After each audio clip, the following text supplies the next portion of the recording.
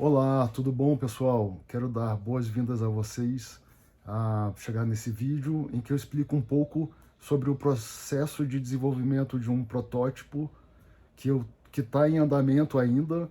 É um projeto um tanto complexo, ainda mais para mim que eu não tenho muita familiaridade com parte de eletrônica, programação.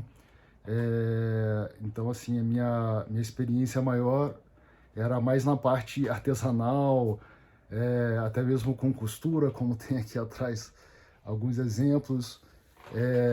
Mas eu preocupado e, na verdade, assim, frustrado, né, com os produtos que eu encontro muitos no mercado hoje em dia, né, que eu fico frustrado com a pouca duração de vida útil deles, muito deles, né?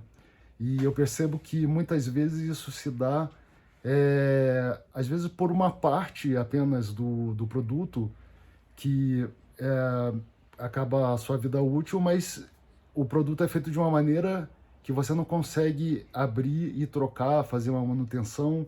Então hoje em dia tem muitos produtos que usam baterias, né, que são sem fio, mas você muitas vezes não tem acesso a eles, né? Então aqui mesmo eu tenho exemplo de uma luminária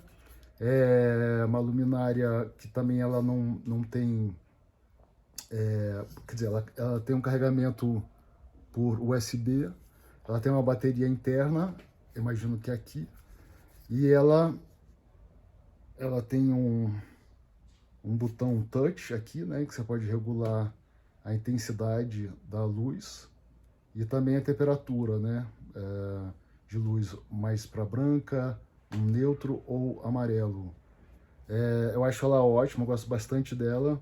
Ela é útil para fazer alguns trabalhos, tipo desenhar, ou então, mesmo nesse projeto, me ajudou tanto na filmagem quanto em juntar alguns componentes, a parafusar e tal. Mas repara que aqui você não tem um acesso ao interior dela. Então, por exemplo, a bateria, quando eu comprei essa luminária, ela tinha uma duração bem maior do que atualmente. Então, atualmente, em pouco tempo, ela já descarrega, e eu já tinha lido na internet algumas observações a esse respeito, né? E eu fiquei pensando, poxa, mas será que não dá para trocar a bateria do interior dela, né? E aí, então, o que eu tô querendo arriscar fazer uma hora dessa, quem sabe, de repente, até nesse vídeo eu me arrisque, eu sinto aqui pela textura que tem uma abertura aqui por debaixo desse, uma espécie de EVA, e que deve dar acesso ao parafuso, né? E de repente abrindo aqui eu consigo trocar essa bateria. No momento acho que nem é tão necessário, mas no futuro eu acredito que seja, para poder continuar usando ela. Então, no meu projeto, que é esse aqui é o protótipo que eu desenvolvi. Eu ainda vou continuar trabalhando nele. Eu tenho que entregar agora essa etapa do desenvolvimento para o meu professor, que é a data limite. Mas eu vou continuar porque me interessa muito desenvolver esse tipo de dinâmica do design, né? Então, eu me inspirei muito no design italiano Enzo Mari, que ele tinha um projeto chamado Autoprogettazione, que ele colocou 19 projetos dentro de um livro, que era, assim, quem tivesse interesse em fazer um móvel, como uma dos que estavam lá, né, uma mesa de jantar, ou uma estante, ou uma cama, ou um banco, as instruções estavam todas lá. Então, uma pessoa, bastava ela comprar, ir num marceneiro, algum lugar que pudesse cortar a madeira nos tamanhos específicos que estavam no projeto, e a própria pessoa, ela desenvolvia o projeto. Ela seguia as instruções, então era um design relativamente simples, assim, a intenção do Enzo Mari era justamente um design, um projeto que qualquer um pudesse fazer. E, e assim, ele era crítico contra o excesso de consumo, e também assim, ele era a favor de móveis, de design de objetos mais simples e que pudessem serem feitas manutenções nesses objetos, né? Evitando assim o descarte, que o Enzo Mari faleceu há pouco tempo, em 2020, e ele já falava isso nos anos 60, 70. Hoje em dia a situação é muito mais crítica, né? Até na parte da moda, a indústria da moda, é bem preocupante a produção de descarte, de lixo. Então, nesse meu projeto, que segue um pouco essas proposições do Enzo Mari, né? Até poderia dizer do empoderamento do consumidor, da população, das pessoas, né? Que elas possam ter acesso ao conhecimento e a desenvolver os produtos que são úteis a elas, né? E não depender só do que a indústria nos coloca e a gente consome de uma forma passiva, sem poder reivindicar, assim, ou a gente compra o que tem e o que não tem é isso, assim, né? Então, o Universo Maker, né, que é outro componente importante do meu projeto, hoje, aqui em São Paulo tem uma rede de Fab Labs, né, que também tem no mundo todo, mas aqui em São Paulo tem um patrocínio, um apoio da Prefeitura de São Paulo. É um ambiente bem acessível, que oferece cursos, equipamentos, é praticamente tudo de forma gratuita, você só precisa se agendar, se cadastrar para fazer tanto os cursos quanto usar os equipamentos nos horários disponíveis, né?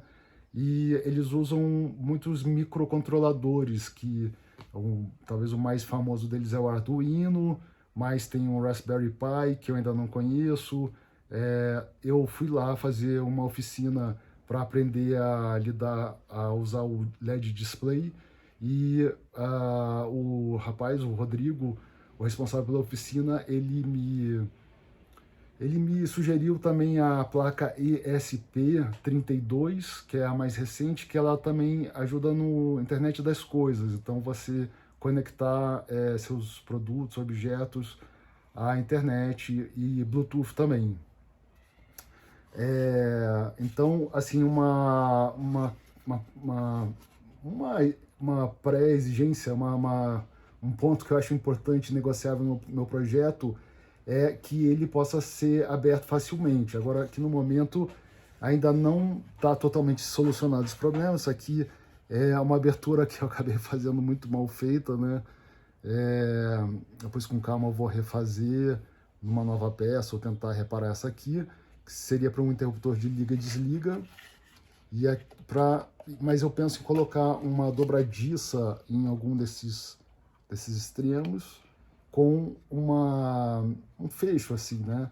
Para que o usuário possa abrir, ou para trocar bateria, que aliás eu penso, esse sistema que está aqui dá para eu ampliar até botar mais uma ou de repente duas baterias, e para poder fazer as manutenções e ajustes, né, desse produto.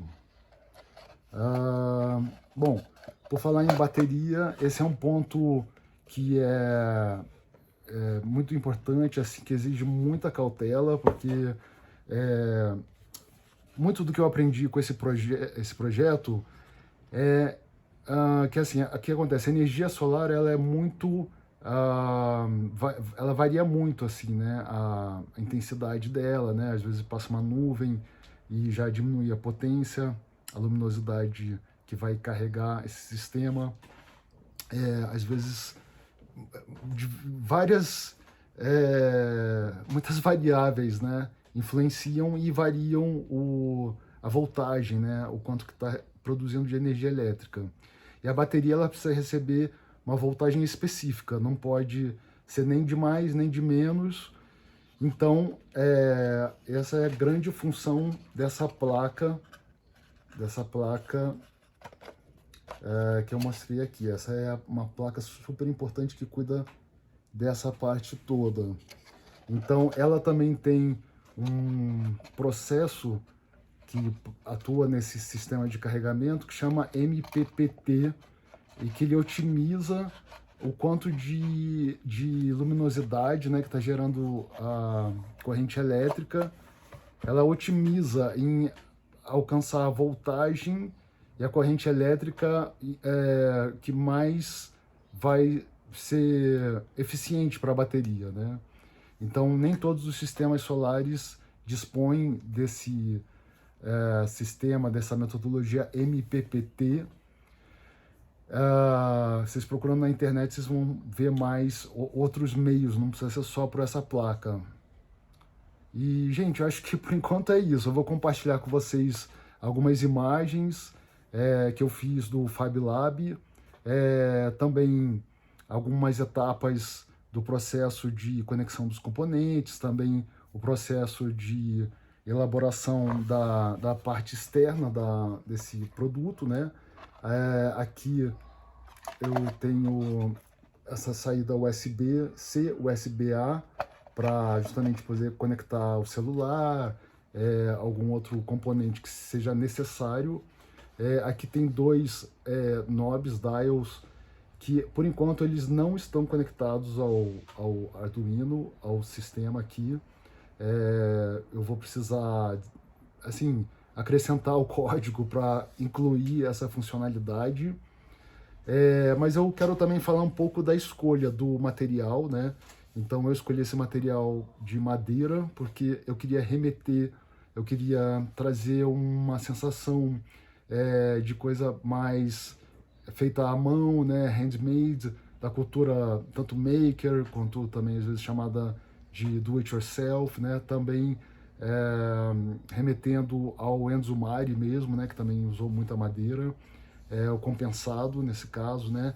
Essa madeira eu reciclei, ela estava em alguns pedaços que sobraram do outro projeto que eu fiz no primeiro semestre com o professor Huck, por isso que aqui dentro você vê que elas estão até com, que eu fiz um tingimento nelas, né? Então eu botei por dentro para não interferir na estética desse produto. E que mais? Outra inspiração para mim em desenhar esse produto foi o designer Dieter Rams. É um designer que ficou muito conhecido, atuou muito em meados do século passado, né? Ele é muito associado à marca Braun, que tinham designs, enfim, a cara do Dieter Rams. Ele é autor de uns 10 princípios do bom desenho, né? Então ele defendia que o design tem que ser simples, tem que ser acessível, tem que ser fácil de você entender como que ele funciona, para que ele serve. Ele também defendia um design atemporal, que não seguisse uma moda que muda muito rapidamente, pois assim, nesse aspecto estético, levaria mais longevidade ao produto, né?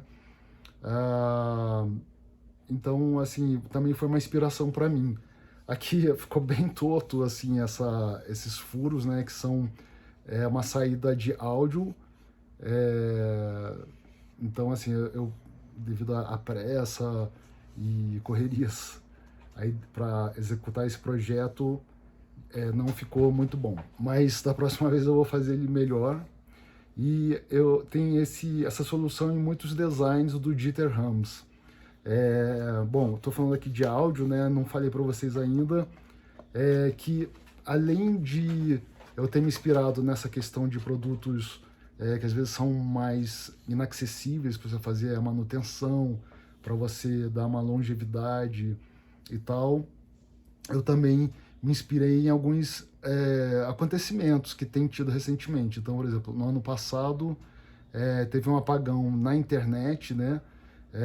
Não sei se vocês vão se lembrar, foi em torno, acho que de julho, uma atualização de algum programa, acho que até ligado a Windows. Tem uma outra empresa que eu não estou me lembrando o nome agora, que estava envolvido nisso. E então, assim, por algumas horas, cerca assim, de um dia, 24 horas, talvez até um pouco mais, afetou muitos voos, né, que dependiam desse sistema para a gente poder acessar, né, todas as informações importantes, né. Outra questão que eu penso para esse projeto é como que a gente está dependente da tecnologia, né? Que eu acho ótimo.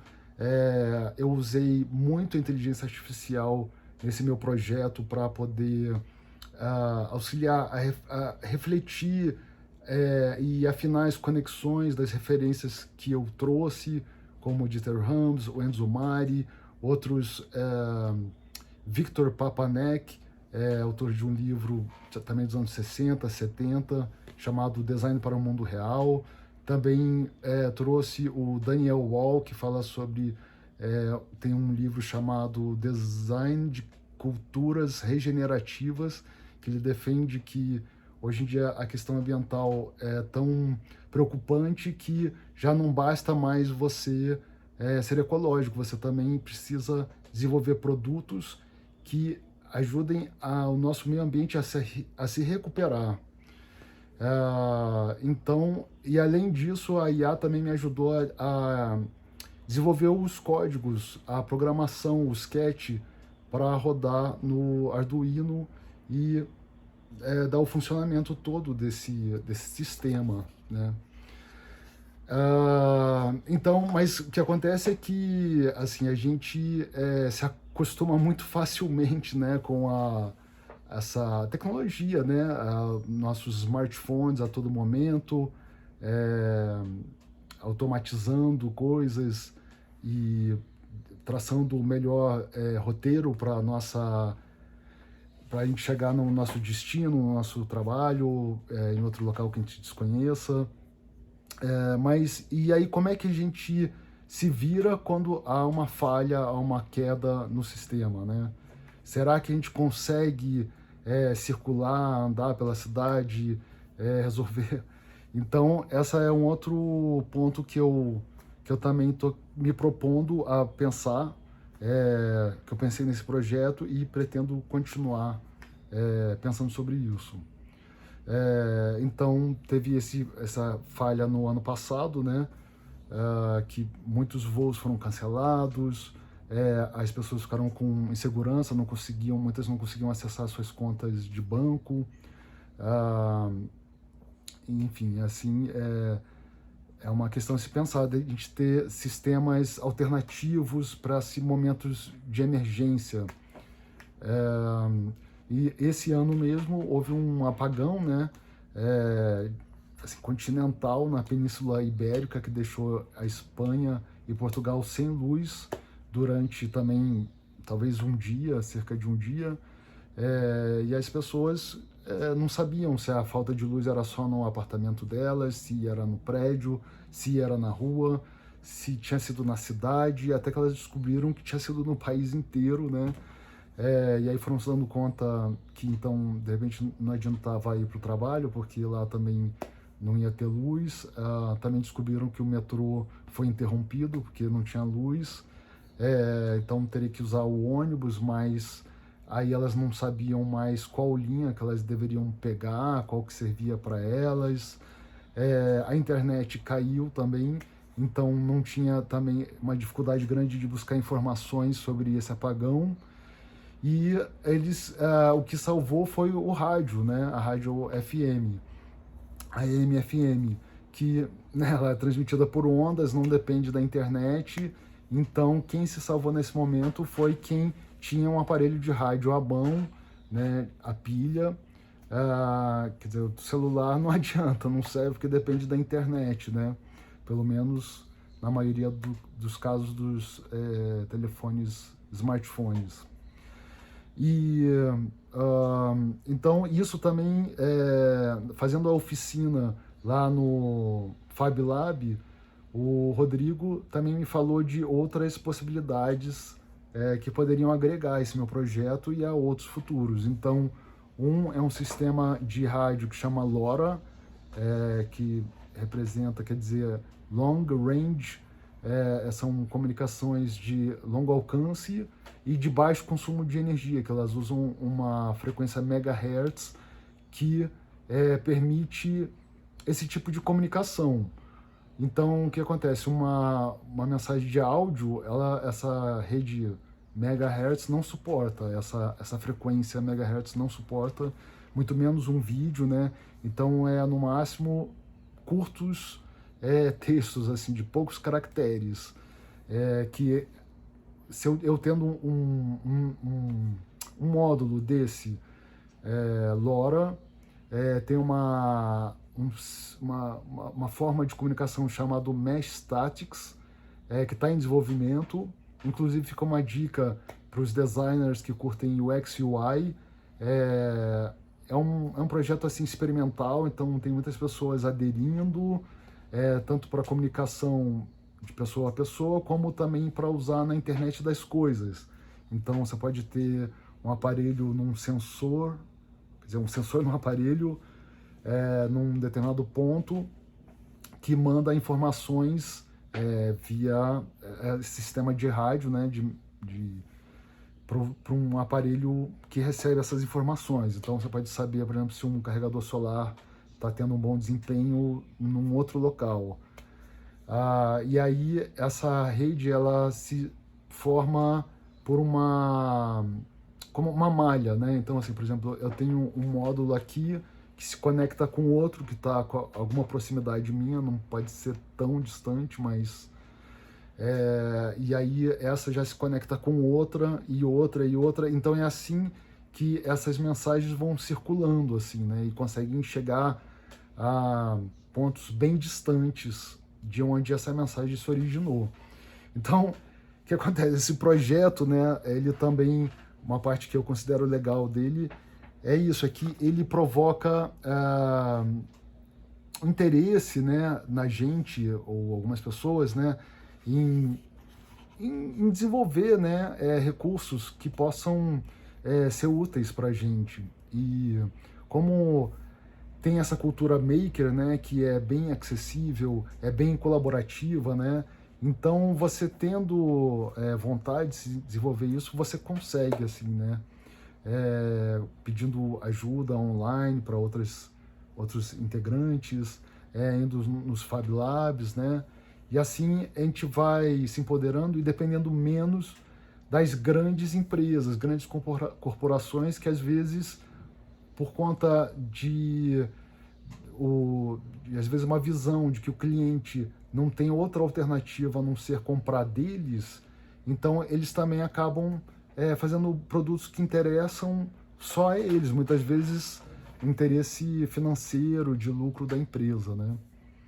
Então é isso, pessoal. Espero que vocês tenham gostado. Obrigado pela paciência, pelo interesse em me acompanhar aqui. Abraço, até a próxima. Oi, pessoal. Então, aqui eu vou conectar novamente a bateria, a placa que administra o carregamento da bateria, que é aqui. Aqui está conectado o painel solar, placa fotovoltaica, e aqui do lado conecta a bateria no positivo, positivo com positivo.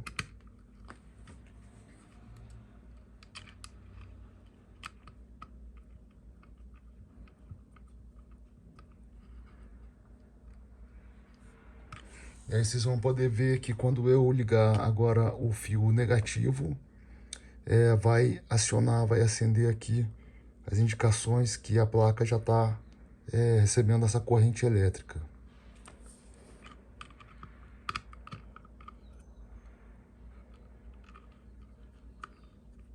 Viu? Acabou já de acender aqui esses LEDzinhos verdes. Pronto. Aí agora eu vou ligar, que o painel LCD não está ligado. Então eu vou ligar esse painel LCD, o display, aqui na placa que alimenta o painel LCD. Então aqui tem 3 saídas de voltagens diferentes. Essa primeira é 5 volts com 1,5 ampere. Essa do meio é 3,3 volts com 1 ampere. E essa terceira é 9 a 12 volts com meio ampere. Então, na verdade, aqui eu vou conectar o Arduino Nano, que já está ligado ao painel LCD, ao display. Então, positivo com positivo e o negativo aqui com o negativo. Aí você viu que já acionou, já acendeu os LEDs sinalizadores aqui do Arduino Nano e também do painel do LCD Display. Então aqui ele está indicando já a porcentagem de bateria, do quanto que está carregando, o quanto que está carregado, e a voltagem que ele está recebendo, que agora nesse momento deve ser só da iluminação interna aqui de onde eu estou. Assim, é um projeto que está em andamento, né? E eu descobri um método para que dê uma leitura mais precisa do quanto que tem de bateria e quanto está sendo carregado. Mas eu não consegui ainda esses módulos para poder adicionar ao sistema. Então, pessoal, uma parte que eu esqueci de mostrar aqui na placa interna, que ela administra o carregamento desse sistema, trazendo a energia luminosa que atinge a placa fotovoltaica, e aí ela vem para essa placa, né? E ela aqui, esses LEDs verdes, agora vocês conseguem ver com mais clareza aqui, né? Que está um pouquinho mais escuro dentro, então o LED sobressai, vê as três diferentes fontes, saídas, as três diferentes saídas de energia com voltagens diferentes. Então, de novo, com 5 volts, 3.3 volts e 9 a 12 volts, cada uma com uma amperagem diferente. E aqui dentro também tem os pinos também, alternativamente. Então você pode conectar os módulos que são comumente usados com projetos do Arduino, como sensores de presença, sensor de temperatura, sensor de umidade, e outros mais. Você pode conectar direto aqui a esses pinos. E aqui tem um LED vermelho que ele indica se a placa fotovoltaica está sendo acionada, se ela está recebendo luminosidade, portanto gerando energia. Eu vou usar um pedaço de papelão para tampar a placa fotovoltaica para ver que essa luz vermelha, ela deve apagar ou pelo menos diminuir a intensidade, indicando que já não está recebendo tanta luminosidade.